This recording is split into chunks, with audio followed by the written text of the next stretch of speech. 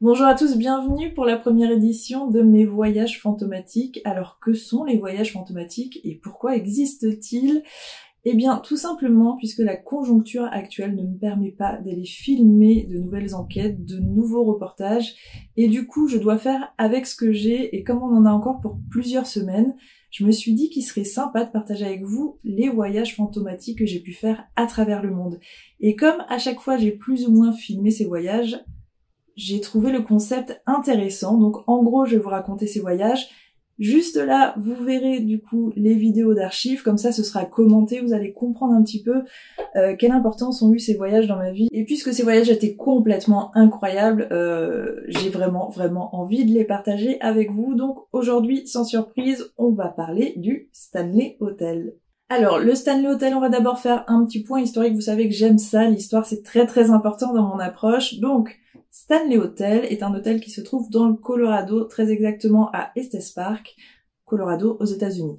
Du coup, c'est un hôtel qui est réputé hanté depuis très longtemps. C'est même, lui se donne la réputation d'être le lieu le plus hanté au monde, sous prétexte qu'il aurait inspiré Stephen King. Et oui, en vérité, le Stanley Hotel, vous le connaissez si vous avez vu The Shining. Alors, c'est pas l'hôtel que l'on voit dans Shining de Kubrick, mais par contre c'est bel et bien l'hôtel qui a inspiré Stephen King quand il était en train d'écrire The Shining, tout simplement.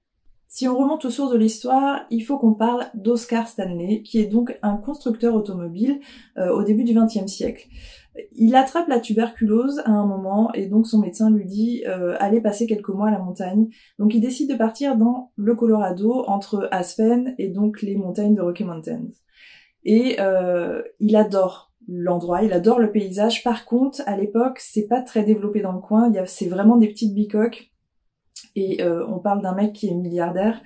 Et il se retrouve là pendant plusieurs mois dans une toute petite cabane très rudimentaire et ça lui plaît pas du tout.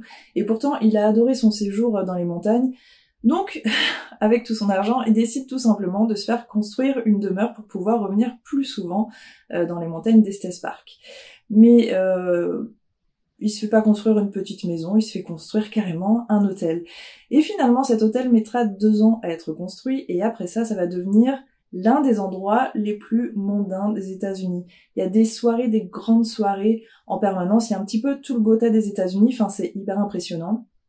Au bout d'un moment, Oscar Stanley déjà guérit et ensuite je pense qu'il doit se lasser de toutes ces mondanités, de cet endroit et décide de revendre l'endroit à la municipalité. Il le revend environ dans les années 40 et à partir de là, la municipalité décide d'en faire véritablement un hôtel. Alors à l'époque, il y a juste une bâtisse et la salle de concert, c'est déjà très grand. Hein.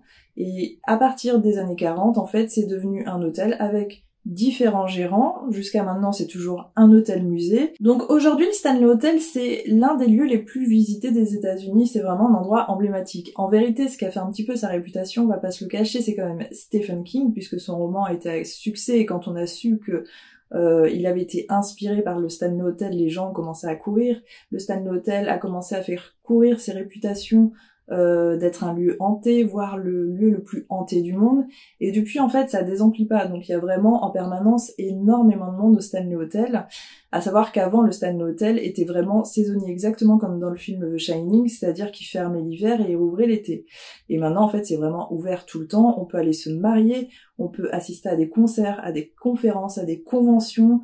C'est un hôtel musée aussi, c'est un hôtel qui a conservé vraiment ses meubles d'époque. Très classe, très luxe, où on peut faire des visites historiques, où on peut faire des ghost hunts, des ghost tours, on peut quasiment tout faire au Stanley Hotel, et à savoir que ça se trouve justement pas très loin de Aspen, qui est donc une station de ski, donc en vérité l'emplacement est à peu près parfait. Alors les histoires de fantômes ça date pas d'aujourd'hui, c'est-à-dire que si les propriétaires actuels, ou en tout cas la municipalité, insistent beaucoup là-dessus, il y a plusieurs années, c'était déjà le cas en fait, et à vrai dire, les témoignages seraient présents depuis presque l'ouverture de l'hôtel. Il faut savoir que au Stanley Hotel, il y a beaucoup de fantômes qui ont été recensés. Il y a des lieux même où on dit que ce sont les lieux les plus actifs. Donc, il y a quelques chambres au Stanley Hotel où devant la porte, vous avez une sorte de présentation avec la photo potentielle du fantôme qui serait dans ce logement.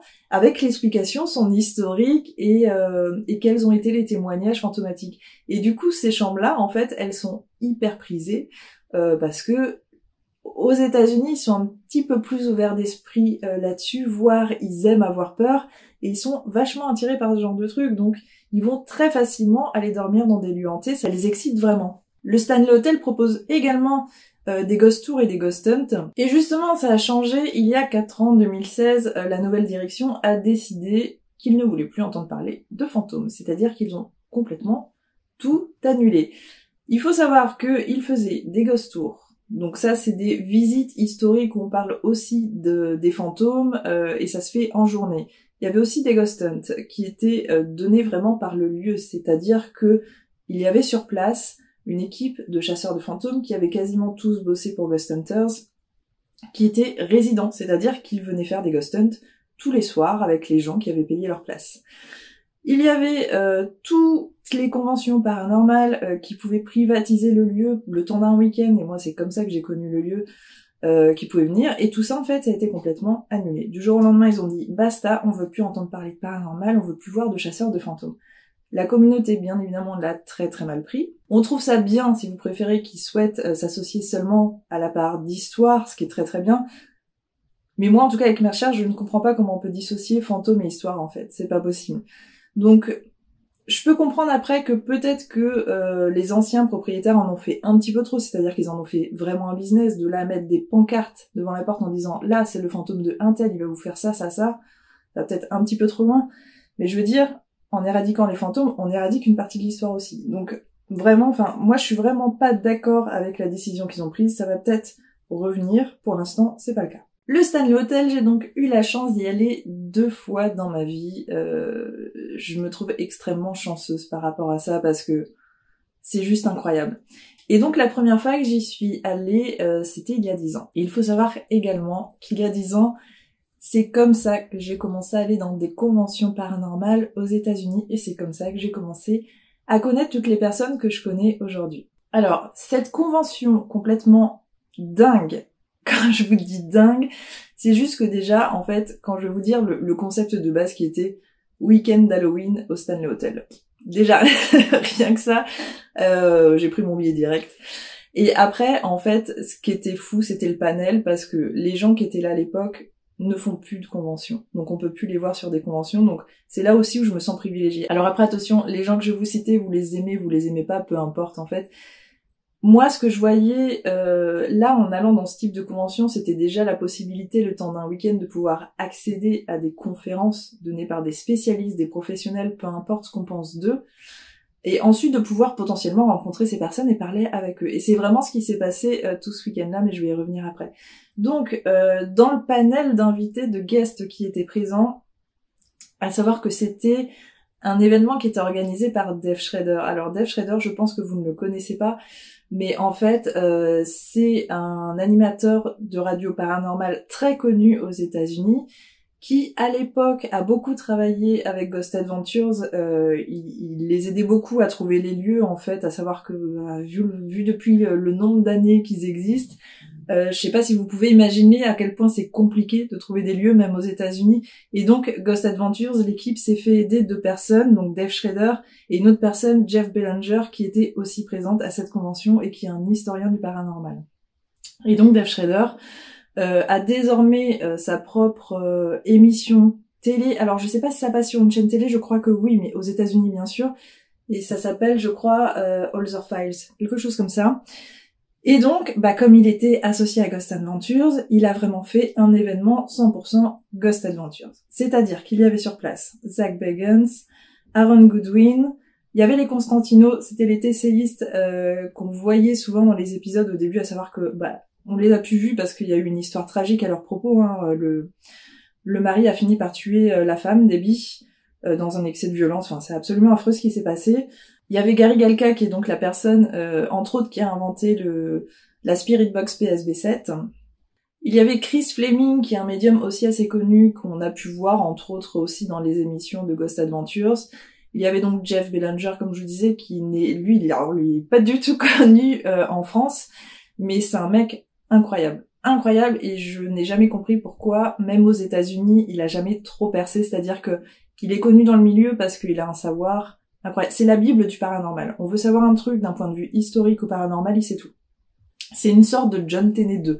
Et ce mec m'a toujours fascinée. Et quand je l'ai rencontré sur place, en plus il est hyper accessible, très très gentil. Enfin, c'est une des personnes à qui j'ai plus parlé le temps de week-end et c'était juste incroyable. Donc ne serait-ce que ça, d'avoir accès à ces personnes, c'était complètement fou. Et comme je vous disais, il y a eu les conférences, donc ça c'était cool. Et il y avait aussi des meet and greet, c'est-à-dire la possibilité de pouvoir rencontrer ces personnalités.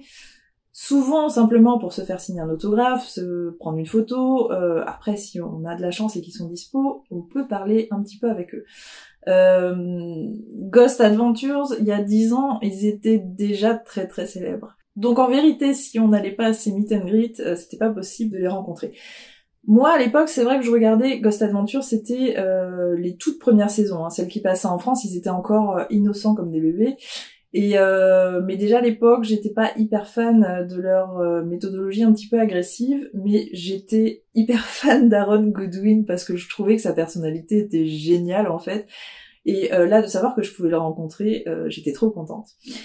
Et donc j'ai pu le rencontrer et j'ai une preuve de ça et je veux absolument vous montrer parce que ça me fait toujours énormément rire parce que c'est juste n'importe quoi. Donc il faut savoir que ce qui était un petit peu bizarre et dérangeant à cette convention, c'est déjà qu'il y avait énormément de monde. Les conventions paranormales aux États-Unis fonctionnent très très bien.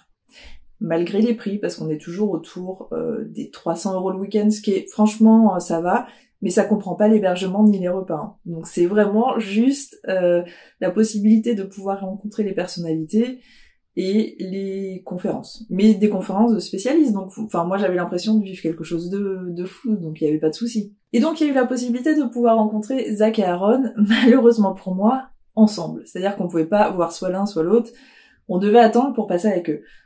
Sachant qu'il y en avait qu'un, tout le monde s'est jeté dessus et j'ai franchement attendu, je crois, plus de 2 heures pour pouvoir les rencontrer. Au moment où ça a été mon tour, comme vous pouvez voir sur la vidéo, je m'en balance complètement de l'existence de Zach. C'est-à-dire, je ne lui jette pas un regard, je ne lui dis pas bonjour, le mec il est là, ok.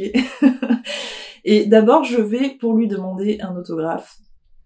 Et du coup, là il faut voir que je négocie en fait un petit peu en lui demandant est-ce que tu peux mettre genre que je suis géniale. En fait moi je rêvais qu'il mette je t'aime. Cette photo, elle me fait mais tellement rire parce que déjà on le voit sur la vidéo en fait. On voit bien que Zach a tenté de taper l'incruste à mort et alors que moi je le voulais pas sur la photo. Et ça me fait toujours trop rire parce que c'est lui qui est plus proche que moi et moi je suis complètement intimidée quoi. Je suis complètement... Et l'autographe du coup c'était sur une des cartes que Aaron vendait à l'époque. Et en gros il y a écrit derrière « Tu es génial, c'est super de te rencontrer ».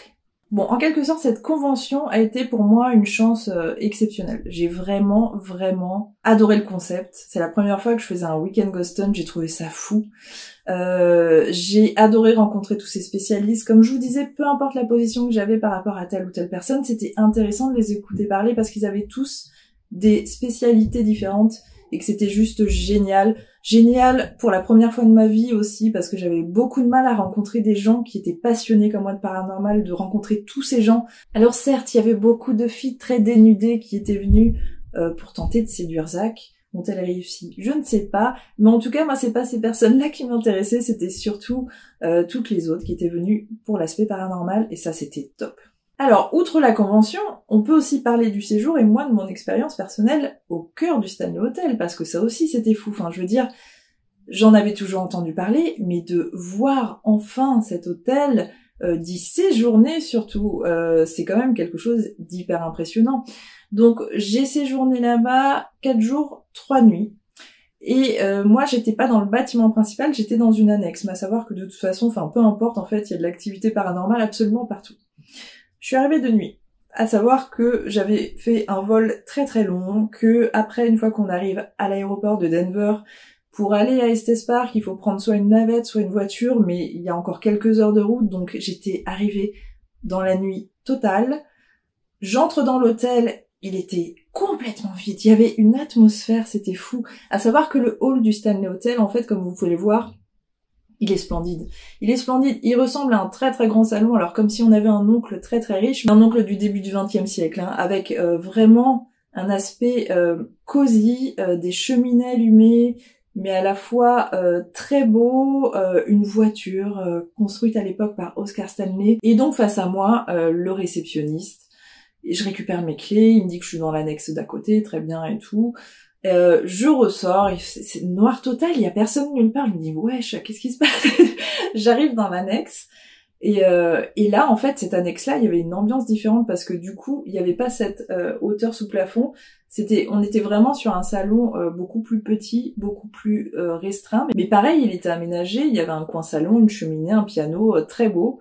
Mais comme il y avait personne, et en fait c'est ça en fait, le Stanley Hotel, il joue sur l'ambiance, c'est-à-dire qu'ils ont créé une ambiance, en vérité non, ils l'ont pas créée, ils ont gardé l'ambiance d'époque, et ils ont gardé beaucoup de choses d'époque, c'est ça qui est impressionnant. Et quand vous êtes de nuit dans les couloirs du Stanley Hotel, ce que ça donne c'est des lumières tamisées, une décoration plutôt sombre, c'est-à-dire que ce soit les tapisseries, le papier peint, c'est très sombre en fait, donc en fait ça renferme vachement l'espace, et ça devient tout de suite oppressant. Donc ça joue beaucoup en fait sur tout ce qui va créer ces fameux fantômes, vous savez, l'impression qu'on vit des expériences, ces fameux ressentis de oh là là je me sens pas bien, j'ai l'impression d'être observée.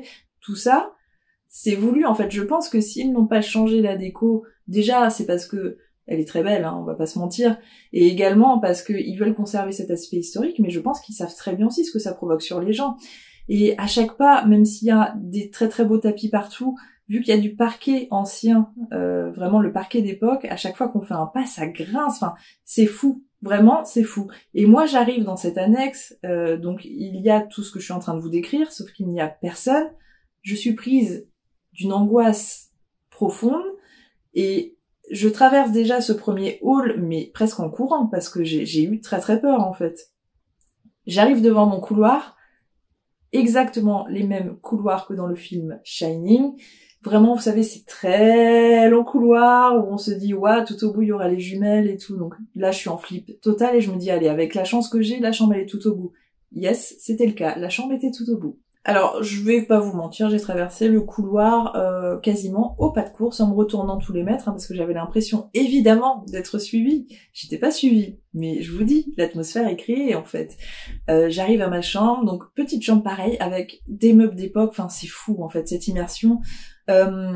Et ce qui s'est passé la première nuit, alors ce que je vous dis pas, c'est que j'étais partie avec quelqu'un. Je vais pas citer cette personne, parce que je sais pas si elle veut qu'on sache qu'elle est associée à tous les phénomènes que je vais vous décrire. Peu importe, je pars avec ce quelqu'un et on est dans cette chambre, on est quand même bien crevé, donc voilà, on trouve que la chambre est cool, on se couche, on s'endort direct. Et ce qui se passe, c'est qu'à un moment, en fait, je me réveille en sursaut. Je n'ai pas fait de cauchemar, je n'ai rien entendu, je suis juste assise dans le lit. En venant de me réveiller en sursaut, je regarde autour de moi, je vois que la personne qui est avec moi est aussi assise, qui vient de se réveiller en sursaut. On se regarde et je fais mais... T'as fait un cauchemar? Non. T'as entendu quelque chose? Non. Je regarde l'heure, je me dis peut-être que c'est une horloge biologique et que du coup je sais pas, en plus on se réveillait même pas à la même heure à l'époque, mais je me dis c'est peut-être une horloge biologique, et avec le décalage horaire, c'est comme s'il était, je sais pas, 7h du matin. Et pas du tout, en fait, je regarde le réveil et genre il est 3h24. Et en fait, je n'ai pas de réponse par rapport à ce phénomène. On dormait tous les deux profondément, on s'est réveillés tous les deux au point d'être assis dans notre lit, et il se passait rien.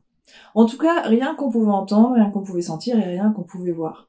Mais juste ça, cette première nuit, elle était vraiment étrange. Après, ça s'est pas passé les autres nuits. Et moi, après, j'ai vécu un autre phénomène qui a été absolument perso et qui m'a vraiment inquiétée. Donc, au matin de cette première nuit, au final, moi, après ce phénomène de s'être réveillée en sursaut, j'ai eu un peu de mal à me rendormir, mais j'ai été dans une sorte de sommeil pas profond, et à 6h du mat, j'étais réveillée, donc je me suis dit, bon, essaye pas de te rendormir, tant pis. Je vais à la salle de bain pour me préparer, et là, je vois que j'ai des traînées de sang comme ça, séchées. Et je fais qu'est-ce que c'est et tout. Au début j'ai eu très très peur. Après j'ai vu que ça venait de mon nez, donc mon nez avait saigné. Et ce qui m'a impressionné en fait, c'est que jamais de ma vie j'avais saigné du nez. Après bon, il peut y avoir des premières fois et tout, donc je me dis pourquoi pas, il y a peut-être des choses qui se sont passées entre l'altitude, la fatigue, l'avion, j'en sais rien. Peut-être que voilà, je saigne du nez et puis c'est tout quoi, c'est pas grave. Ce qui se passe c'est que le lendemain matin en fait, je me suis réveillée avec les mêmes traces de sang séché. Là ça m'a déjà un petit peu plus fait chier. Déjà parce que de 1, je n'avais pas saigné dans la journée, donc je ne comprenais pas. Si par exemple on se disait que c'était l'altitude, je ne comprenais pas pourquoi je saignais du nez seulement quand j'étais allongée dans mon lit. Je me suis juste posé beaucoup de questions, surtout que je vous rappelle que c'était mon premier ghost hunt, que potentiellement c'était la première fois que je dormais aussi dans un lieu hanté, en tout cas qui en avait la réputation. Donc il y a quelque chose aussi où je me suis dit peut-être que voilà, tu t'es monté la tête et ça te provoque des saignements de nez, je sais pas. Mais du coup c'était hyper inquiétant, le contexte était hyper inquiétant. 3e matin, je vous le donne en mille, hein, je me réveille, j'ai des traînées de sang. Du coup, là, je suis complètement dépitée, en fait, et je me dis, Enfin, là, en fait, j'en étais arrivée à un point entre les conférences qui étaient hyper glauques, le lieu qui, finalement, est très cool, mais au bout de 3 jours, en fait, c'est hyper glauque, c'est cette atmosphère oppressante, au bout d'un moment, on n'en peut plus, quoi. Et là, je voulais pas passer une seule journée de plus dans l'hôtel. Donc, on a passé complètement la journée à l'extérieur à faire plein d'autres choses, du tourisme. Et on est revenu vraiment juste pour se coucher. Dernier matin, je me lève, évidemment, les traînées de sang. Là, en fait, à ce moment-là, il y a plus de paranormal, il y a plus rien. Je me suis juste dit, je suis malade, quoi. J'ai un truc. J'étais hyper inquiète. Notre séjour était pas fini. On a donc quitté le Stanley Hotel et on est parti dans un autre état pour terminer nos vacances. Et mon nez n'a pas saigné. Et d'ailleurs, il a plus jamais saigné depuis parce que j'ai pas cette tendance-là, en fait. Je ne suis pas fragile du nez. Donc, en vérité, je vous avoue que après ça, je suis quand même rentrée faire un check-up en France. J'avais absolument rien.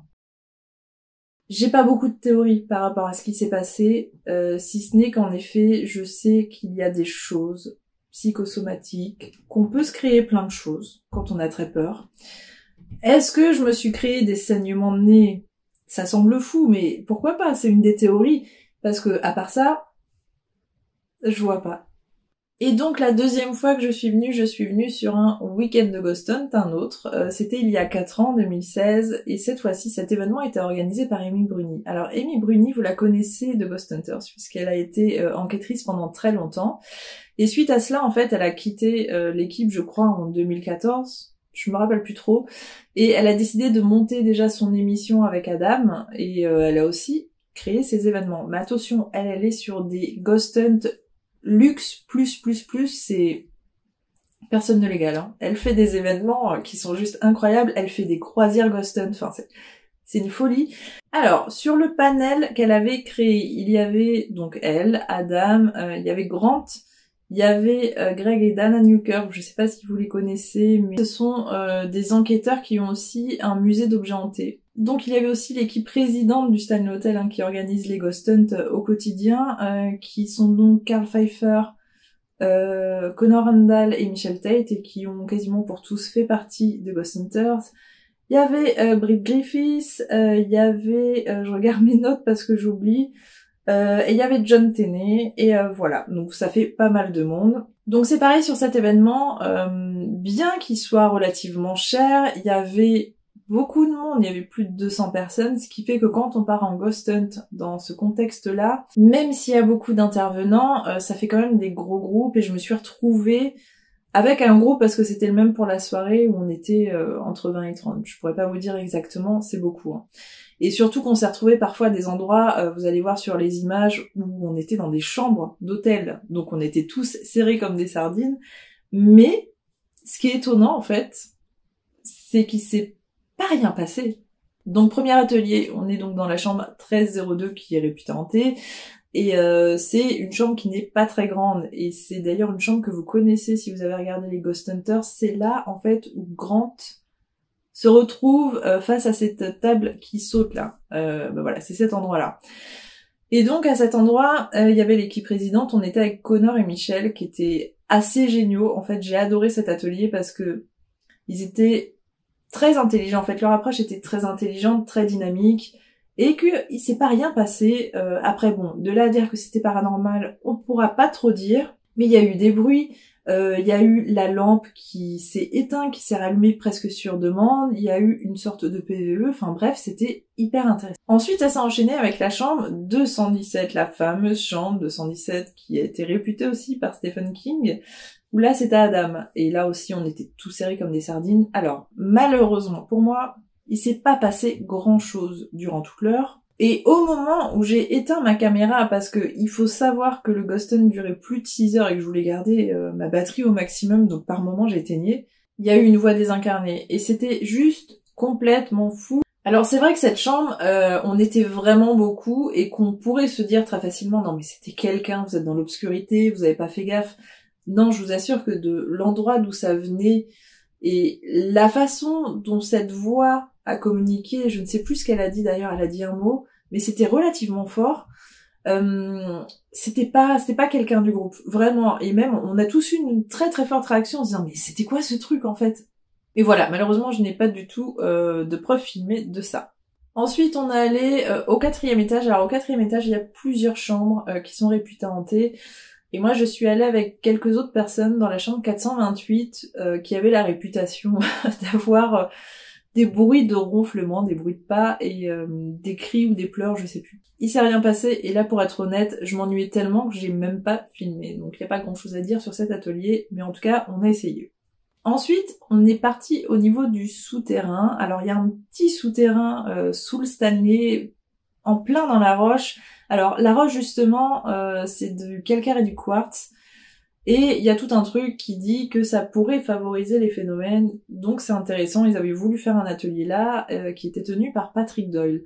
Et en fait, il savait pas trop, je crois, comment tenir son atelier, donc c'est pareil, c'est devenu presque inintéressant, il était en mode là, bon bah faites un petit tour. Sauf que petit tour, enfin c'était pas grand en fait, hein. C'est pas un souterrain d'1 kilomètre, c'était un, je sais pas, il doit faire 10 mètres en fait. Donc 30 personnes dans 10 mètres, on était là. Ok, donc tu fais 3 tours et puis au bout de l'heure, qu'est-ce qu'on fait? Et il s'est rien passé. Et je vais vous dire, c'est le seul atelier où je suis partie au bout d'un quart d'heure parce que j'en avais marre.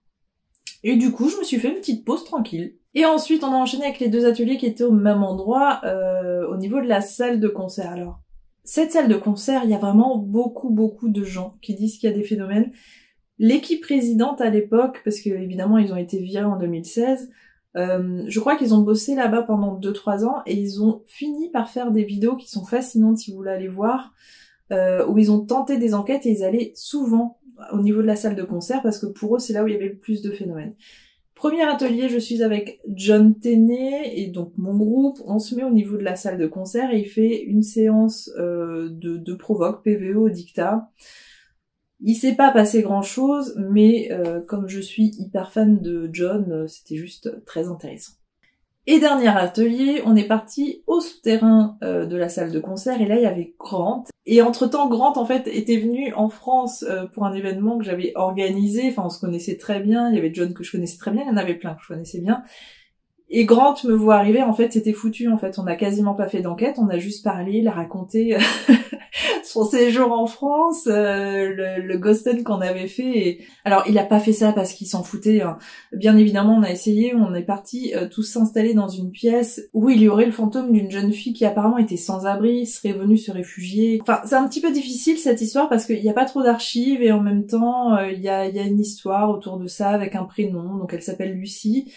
Il y a des enquêteurs et des médiums qui disent qu'il y aurait eu affaire à elle, évidemment comme d'habitude, mais voilà, en tout cas c'est le témoignage le plus fort à cet endroit. On a tenté de communiquer, il n'y a pas eu grand chose. On a eu en effet des bruits à un moment, on est allé voir, mais il y avait rien. Et en fait, comme c'était la fin de soirée, qu'on était tous crevés parce qu'on avait tous quand même enchaîné 6-7 heures sans pause, hein, tous les ateliers s'enchaînent, aussi bien les intervenants que nous en tant que chasseurs de fantômes d'un soir, et on était tous morts, et voilà, en gros on a fini par parler du séjour de Grant en France, et c'était vraiment très drôle. Et au final, c'est l'un des meilleurs Ghost Hunt que j'ai fait, parce que c'était génialement organisé. Enfin, Amy Bruni, elle est pas là pour déconner en fait, elle envoie du lourd, et c'était vraiment fou. parce que le panel était fou. On avait quand même affaire à des spécialistes qui avaient fait leurs preuves depuis plus de 10 ans, donc il n'y avait pas de souci là-dessus. Et après, quand on a compris comme moi que de toute façon ces lieux-là, certes, on a tendance à penser que ce sont des attractions à fantômes, mais pas du tout.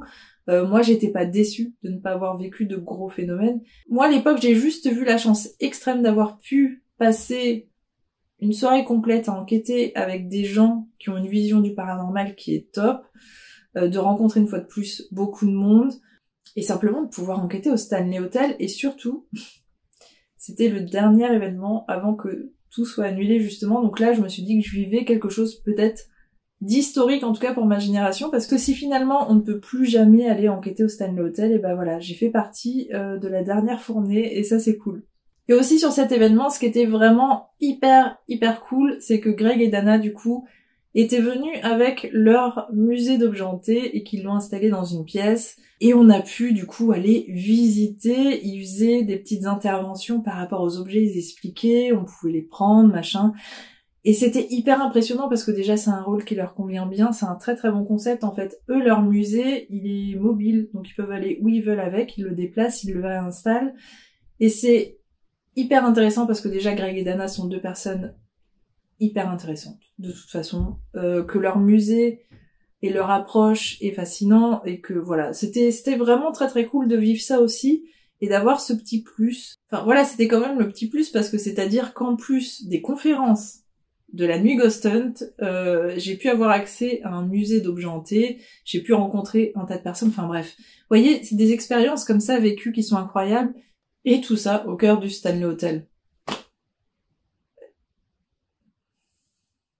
Bref, c'est sur ces derniers mots que je vous laisse pour cette première édition de mes voyages fantomatiques. J'espère que ce concept vous a plu parce qu'il y en a d'autres qui arrivent. Je pense vous faire une édition par semaine si je le peux. En attendant, prenez soin de vous s'il vous plaît et restez bien chez vous en attendant le déconfinement. Je vous dis à bientôt, je vous fais des bisous.